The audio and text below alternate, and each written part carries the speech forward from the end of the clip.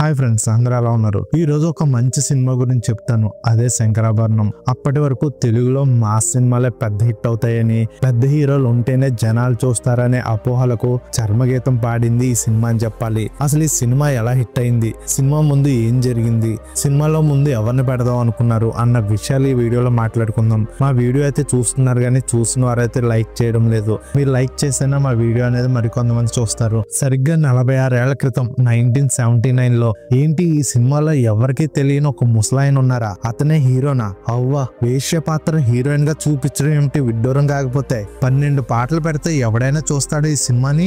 శాస్త్రీయ సంగీతం మీద కథనా? నిర్మాత ఎవరో పాపం అమాయకుడు. మసాలాలు లేకుండా తీస్తారా ఈ సినిమా? ఏంటి ఇండస్ట్రీలో ఉండాలనే?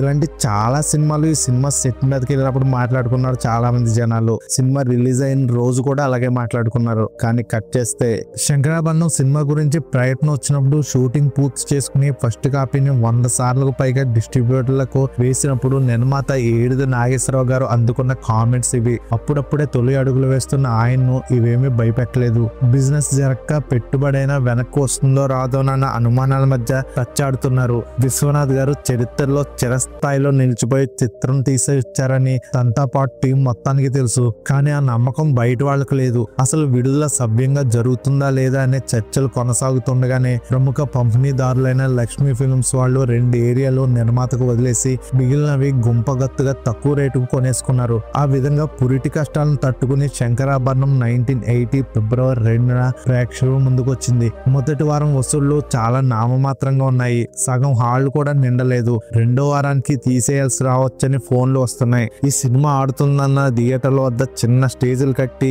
ఇందులో పాటలను వేరే గాయకులతో పాడించారు. ఇదేదో కొత్తగా ఉందని జనం వింతగా చూసి అవి నచ్చి టికెట్ కొని లోపలికి వెళ్లేవారు. మెల్లగా మౌత్ టాక్ రావడం మొదలైంది. టికెట్లు తెగుతున్నాయి, సీట్లు నిండుతున్నాయి. దీన్ని ఎవడు చూస్తాడులే అమ్మని నిర్లక్ష్యం చేసిన బ్లాక్ టికెట్ రాయిళ్లు షిఫ్టుల ప్రకారం డ్యూటీలు వేసుకుని మరీ జేబులు నింపుకోవడం మొదలు పెట్టారు. చినుకులు వరదలా మారినట్టు జనం శంకరాభరణం చూసేందుకు పోటెత్తడం మొదలు పెట్టారు. మామూలుగా ఎన్టీఆర్ స్థాయి హీరోలకు మాత్రమే కనిపించే విపరీతమైన రద్దీ శంకరాభరణం థియేటర్ వద్ద చూసి నోట మాట పడిపోయిన వారెందరో ఉన్నారు. 10 రోజులైనా ఆడుతుందని అనుమానం వెలుబుచ్చిన వారే కనీసం 20 సార్లని కళాఖండాన్ని చూడాల్సిందేనని తీర్మానించుకున్నారు. అలా మొదలైన ప్రపంచం 100 రోజులు దాటేసి ఏడాదికి పైగా అలా కొనసాగుతూనే ఉంది. ఇప్పటికీ ప్రవాహానికి అడ్డుకట్టపడలేదు. కాకపోతే వీక్షించే మాధ్యమం మారింది తప్ప తరాలు మారిన శంకరాభరణం దర్శకులైన ప్రేక్షకులైన ఒక సినిమా భగవద్గీత అంతే. అసలు ఈ సినిమాలో అంత గొప్ప కథ ఏముంది ఒకసారి చూద్దాం. ఇది సినిమాగా తెద్దామని ఎవరైనా కథ చెప్తే రచయితని పైనుంచి కింది దాకా ఎగాదికి చూడడం ఖాయం.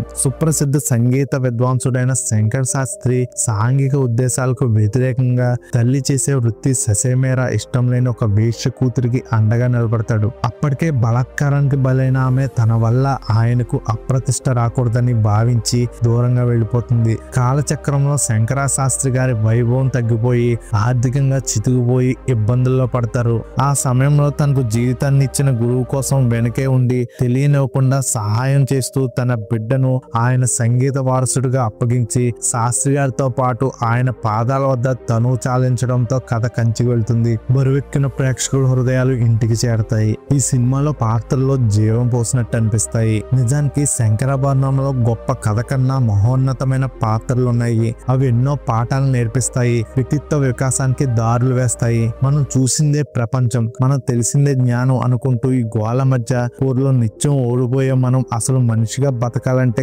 కావాల్సిన ప్రాథమిక లక్షణాలు ఏమిటనేవి ఈ సినిమా చూసి నేర్చుకోవచ్చు. ఇందులో నేల విడిచి సాము చేసే గారడి కమర్షియల్ అంశాలు ఉండవు. గుండెను సుతుమెత్తగా తాకే సన్నని దారపు పోగు లాంటి భావోద్వేగాలు ఉంటాయి. ఇందులో సగటు తెలుగు సినిమా హీరో హీరోయిన్లు ఉండరు. మన ఎదురింట్లోనో పక్కింట్లోనో వాసారాల్లోనో నిత్యం మనకు ఎదురయ్యే సగట మనుషులు ఉంటారు. కానీ సినిమాకు స్తంభాల లాంటిది ఇద్దరు గురించి చెప్పాలి. వారిలో ఒకరు శంకర శాస్త్రి గారు. విశిష్ట వ్యక్తిత్వానికి నిలువెత్తు నిదర్శనం. తనను తాను ఇంత వాటిని చేసిన సమాజం కుల కట్టుబాట్ల పేరుతో నిలదీస్తున్న తాను చేసింది తప్పు కానప్పుడు ఎవరికి భయపడాల్సిన పని లేదని దృఢ నిశ్చయం ఎంతటి వాడినైనా స్ఫూర్తినిస్తుంది. పాశ్చాత్య సంగీత హోరులో సంప్రదాయానికి తూట్లు పడి తన జీవనోపాధి ప్రశ్నార్థకంగా మారిన నమ్మిన విలువలు వదిలిపెట్టకుండా కళా సరస్వతికి జీవితాన్ని అంకితం చేసిన చరితార్థుడు శంకర శాస్త్రి గారు.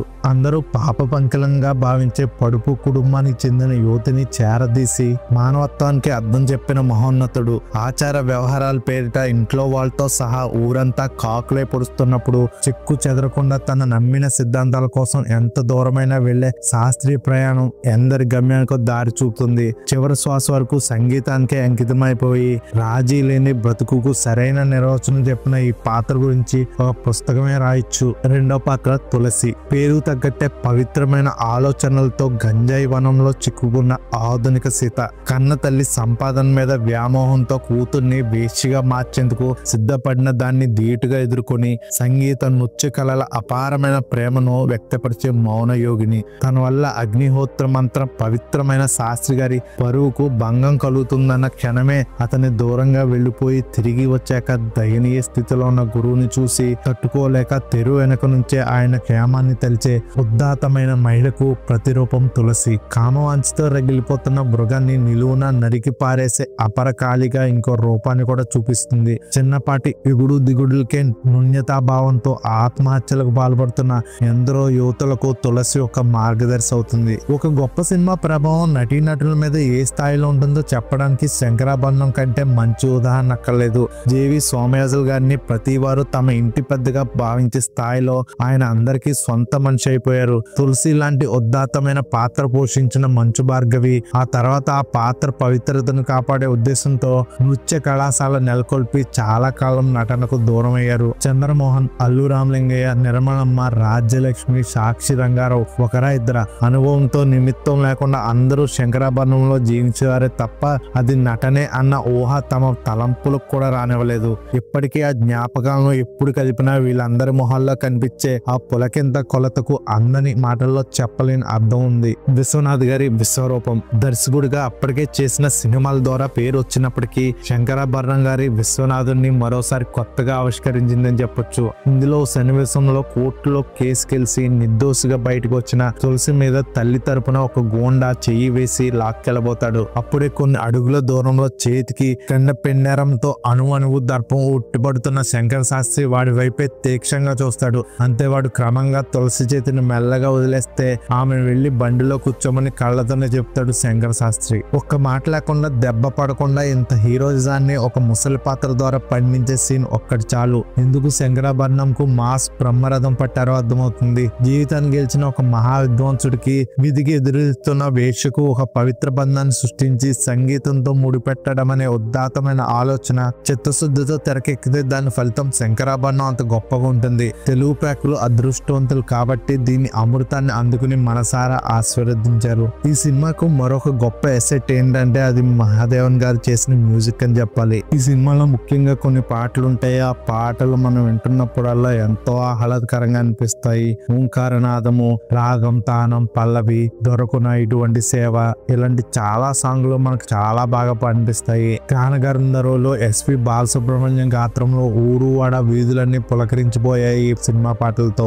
శాస్త్రీయ సంగీతంలో ఇంత గొప్పదనం ఉందా అంటూ సామాన్యులు సైతం అచ్చడు ఉండేలా స్వరాలకు మధురామృతాలు అనే మాట చాలా చిన్నదని చెప్పొచ్చు. వేటూరి సాహిత్యం గురించి చెప్పాలంటే ఆకాశానికి దారపువ్వుతో కొలవడం లాంటిది. 2 దశాబ్దాలకు పైగా డిజిటల్ విప్లవం రాకముందు వరకు గ్రామ్ ఫోన్ రికార్డులు, ఆడియో క్యాసెట్లు అమ్ముడుపోతూనే ఉన్నాయంటే అందులో విసమ్మత్తు అబద్ధం లేదని చెప్పొచ్చు. ఇప్పటికీ తెలుగు సినిమా చరిత్రలో చిరస్థాయిగా నిలిచిపోయిన ఎవర్ గ్రీన్ ఆల్బమ్ లో శంకరాభరణంది ఎప్పటికీ చెక్కు చెదరని స్థానం అయింది, అవుతుంది కూడా. ఇప్పటికైతే సినిమాలోని క్యారెక్టర్స్ గురించి అయితే మాట్లాడుకున్నాం కదా ఇప్పటి వరకు. ఇప్పుడు తెర వెనక అంటే సినిమా వెనకట్ల జరిగిన కొన్ని విశేషాల గురించి అయితే మాట్లాడుకుందాం. ముందు ఈ కథను కృష్ణరాజు గారికి వినిపించారు. కానీ ఇమేజ్ దృష్ట్యా ఒకవేళ తనను ప్రేక్షకులు రిసీవ్ చేసుకోకపోతే ఇలాంటి గొప్ప సినిమాకు అన్యాయం జరిగినట్టు అవుతుందని ఆయన సున్నితంగా తిరస్కరించారు. ఎక్కడో వైజాగ్ లో డిప్యూటీ కలెక్టర్ ఉద్యోగం చేసుకుంటున్న సోమయాజులు గారికి ఆహ్వానం వెళ్ళింది. చిన్న మేకప్ టెస్ట్ తర్వాత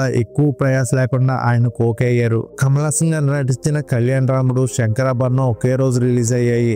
ఓపిక్స్ దానికి బాగా వస్తే లాంగ్ రన్ లో ఇది నిలబడిపోయింది. అంతకు ముందు నెలలో వచ్చిన అక్కినేని 7 అంతస్తుల మేడ సక్సెస్ఫుల్ రన్ ని శంకరాభరణం తీవ్రంగా ప్రభావితం చేసింది. కలెక్షన్స్ పరంగానే కాదు, అవార్డుల విషయంలోనూ పూర్తిగా వెనకనెట్టేసింది. శంకరాభరణం పుణ్యమని మ్యూజిక్ టీచర్లకు విపరీతమైన డిమాండ్ ఏర్పడి పిల్లలను వీళ్ళ దగ్గర చేర్చడం మొదలు పెట్టారు తల్లిదండ్రులు. కెమెరా వర్క్ చేసిన బాలు మహేంద్ర గారు దీని షూటింగ్ మధ్యలో దర్శకుడిగా అవకాశం రావడంతో దర్శక నిర్మాతల అనుమతితో ఆయన అసిస్టెంట్ కస్తూరి ద్వారా పని పని పూర్తి చేశారు. వేటూరు గారు రాసిన అద్భుత సాహిత్యం సామాన్యులకు పూర్తిగా అర్థం కాకపోయినా పండిత పామర అనే తేడా లేకుండా అందరూ చెవులు రిక్కించి మరీ పాటలు విన్నారు. జాతీయ స్థాయి అవార్డులతో పాటు అత్యున్నతమైన నంది లాంటి రాష్ట్రీయ పురస్కారాలు ఎన్నో అందుకుంది ఈ cinema. France, Mauritius, Russia, Italy లాంటి ఎన్నో దేశ విదేశాల చిత్రోత్సవాల్లో శంకరాభరణంకు గొప్ప గౌరవం దక్కింది. తమిళ్లో కూడా ఇంతే విజయం సాధించిన ఈ మాస్టర్ పీస్ ని తమిళనాడులో కొన్నేళ్ల క్రితం రీమాస్టర్ వెర్షన్ లో రిలీజ్ చేశారు కూడా.